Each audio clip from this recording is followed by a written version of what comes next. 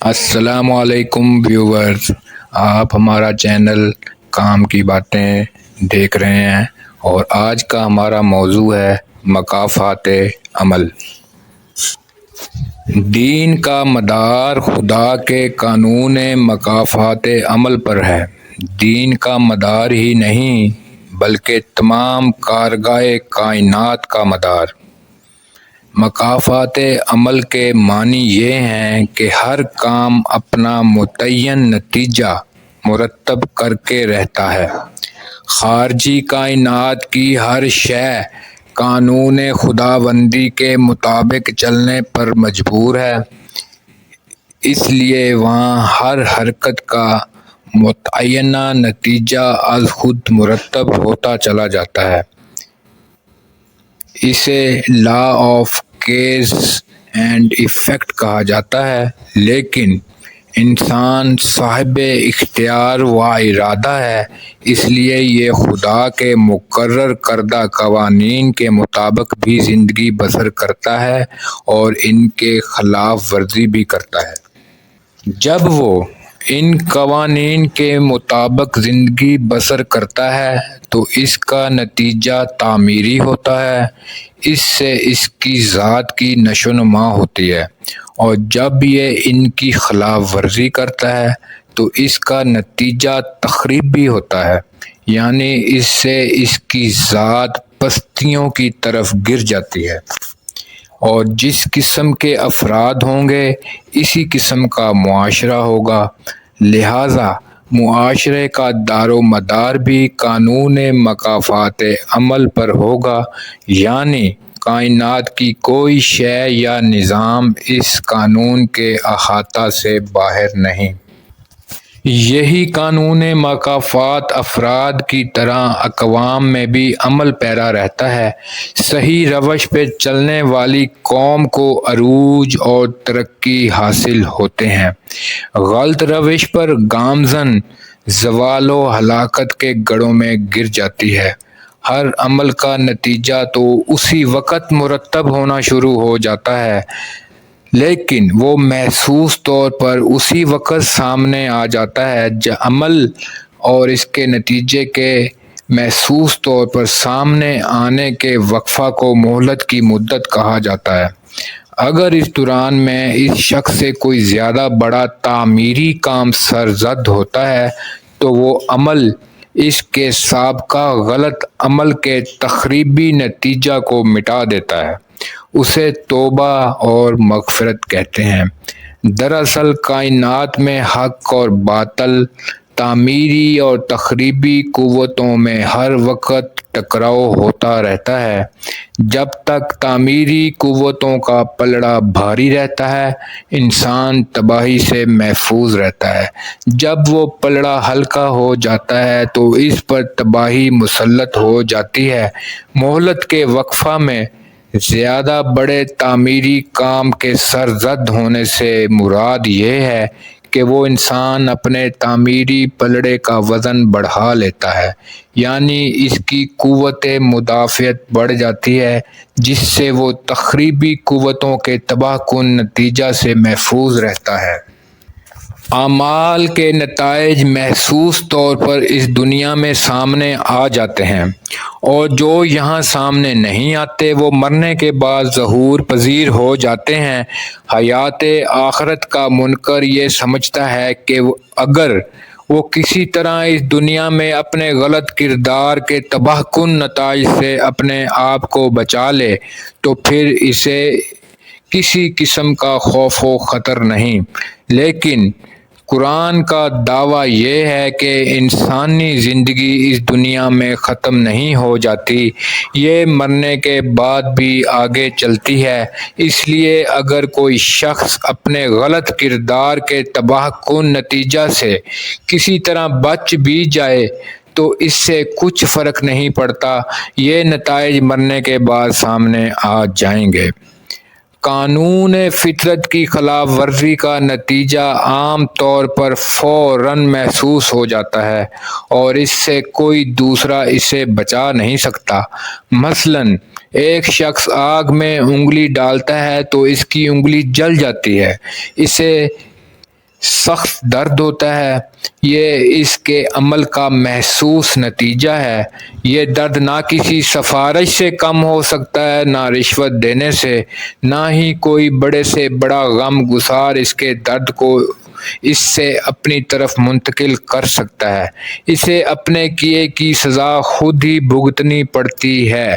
اس درد کی اذیت سے بچنے کی ایک ہی صورت ہے، اور وہ یہ ہے کہ انسان وہ دوا استعمال کرے جو خدا نے اس قسم کے درد کے لیے پیدا کر رکھی ہے، یعنی وہ قانون خداوندی کی خلاف ورزی کے نتیجہ سے بچنے کے لیے قانون خداوندی ہی کی طرف رجوع کرے۔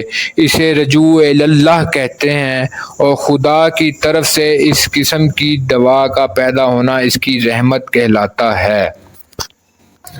قرآن کہتا ہے کہ خدا کا جو قانون سنت اللہ طبی دنیا میں کار فرما ہے، اس قسم کا قانون خود انسانی دنیا میں بھی کار فرما ہے۔ اس کے لیے بھی اس نے کچھ قوانین مقرر کر رکھے ہیں جنہیں مستقل اقتدار کہا جاتا ہے۔ اگر کوئی شخص کسی مستقل قدر کی خلاف ورزی کرتا ہے تو اس سے اس کی ذات میں ضعف پیدا ہو جاتا ہے۔ اسے اس قانون شکنی کی سزا کہہ لیجیے۔ کسی کی سفارش، کسی قسم کی رشوت، کوئی کفارہ، کوئی فدیہ اس نتیجہ کو مٹا نہیں سکتا۔ ہاں، اگر وہ شخص پھر اس مستقل قدر یا کسی دوسری قدر پر عمل پیرا ہو تو اسے اس کی ذات میں اتنی قوت پیدا ہو جاتی ہے کہ وہ اس تقریب کا مقابلہ کر سکتی ہے جو پہلی غلط روش سے پیدا ہوئی تھی۔ یوں خدا کا قانون مکافات انسانی دنیا میں کار فرما رہتا ہے۔ قرآن کریم میں مکافات کا لفظ نہیں آیا، اس میں اس کے بجائے اعمال کی جزا یا اجر کے الفاظ آئے ہیں۔ خود لفظ دین ایک بنیادی معنی بھی ہے، اعمال کا بدلہ ہے۔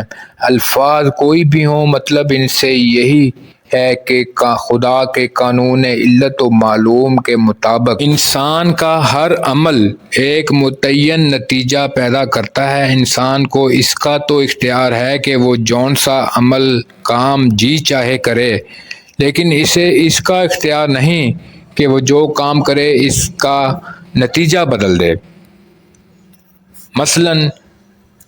مثلاً اسے اس کا تو اختیار حاصل ہے کہ وہ مصری کا ٹکڑا منہ میں ڈال لے یا زہر کی پڑیا، لیکن اسے اس کا اختیار نہیں کہ وہ کھائے تو زہر، لیکن اس کا نتیجہ مصری کا پیدا ہو کرے۔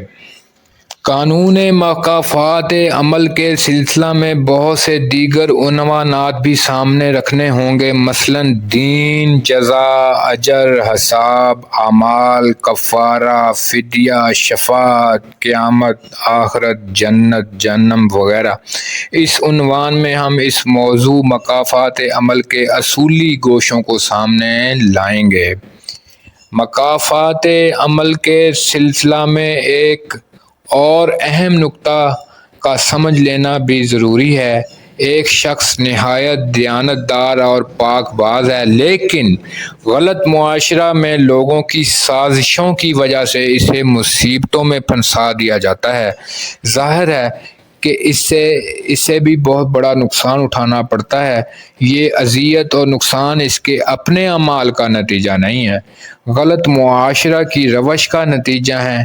قرآن کریم اس باب میں کہتا ہے کہ نقصانات کی دو قسمیں ہیں۔